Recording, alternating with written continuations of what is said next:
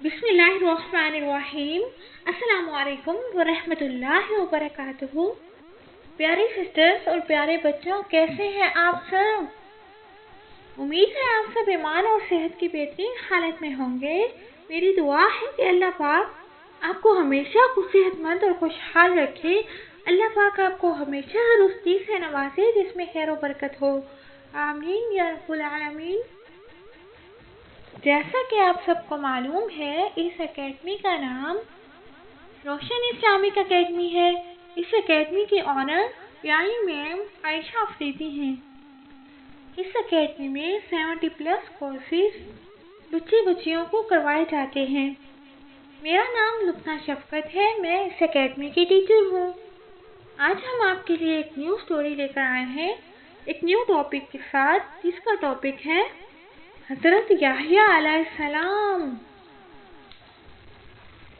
Last 2 stories میں ہم نے حضرت یعقوب علیہ السلام، حضرت یوسف علیہ السلام اور حضرت زکریا علیہ السلام کے بارے میں پڑھا تھا۔ آج ہم حضرت زکریا علیہ السلام کے بیٹے حضرت یحییٰ علیہ السلام کے بارے میں پڑھیں گے۔ آئیے اپنی سٹوری سٹارٹ کرتے ہیں۔ حضرت یحییٰ علیہ السلام حضرت زکریا علیہ السلام کے بیٹے تھے۔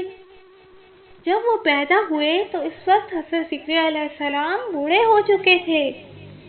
لاسٹ سٹوری میں ہم نے پڑھا تھا نا کہ حضرت زکریا علیہ السلام کا کوئی بیٹا نہیں تھا۔ انہوں نے اللہ پاک سے دعا کی تھی، پھر اللہ پاک نے ان کی دعا قبول کر لی تھی اور انہیں حضرت یحییٰ علیہ السلام کی خوشخبری دی تھی۔ حضرت یحییٰ علیہ السلام کا نام اللہ پاک نے رکھا تھا۔ حضرت یحییٰ علیہ السلام بہت ہی نیک اور نرم دل انسان تھے۔ وہ کبھی کسی کا دل نہیں دکھاتے تھے۔ وہ کبھی کسی جانور کو بھوکا دیکھتے تو اسے اپنا کھانا کھلا دیتے، یہاں تک کہ خود ان کے پاس اپنے کھانے کے لیے کچھ بھی نہ رہتا تھا۔ حضرت یحییٰ علیہ السلام کو بچپن ہی سے پڑھنے کا بہت شوق تھا۔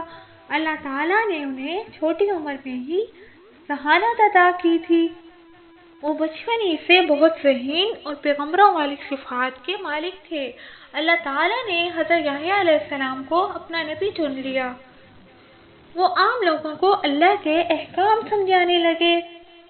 وہ لوگوں کو اللہ کی طرف بلاتے، اللہ پاک کا ہر حکم ماننے کا کہتے اور غریبوں کے ساتھ بھلا کرنے کا حکم دیتے، ہمیشہ سچ بولنے کا حکم دیتے اور دوسروں کو بھی نیکی کرنے کا حکم دیتے، بری باتوں سے بچتے اور دوسروں کو بھی برائیوں سے روکتے۔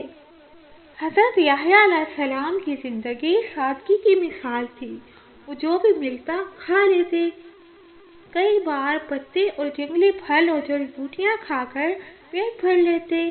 وہ دور دور تک جاتے اور لوگوں سے ملتے اور لوگوں کو اللہ تعالیٰ کی طرف بلاتے، ان سے اللہ پاک کی عظمت کا ذکر کرتے اور اللہ پاک کی ہدایات بیان کرتے۔ اس زمانے میں دمشق میں ایک ظالم بادشاہ رہتا تھا۔ دمشق میں اس کی حکومت تھی۔ وہ اللہ تعالیٰ کا سخت نافرمان تھا۔ وہ لوگوں کو ایسے کام کرنے کا حکم دیتا جس کو اللہ پاک نے حرام فرمایا تھا، یعنی وہ حضرت یحییٰ علیہ السلام کے بالکل اپوزٹ تھا۔ حضرت یحییٰ علیہ السلام لوگوں کو نیکی کا کام کرنے کے حکم دیتے اور یہ لوگوں کو برے کام کرنے کا حکم دیتا۔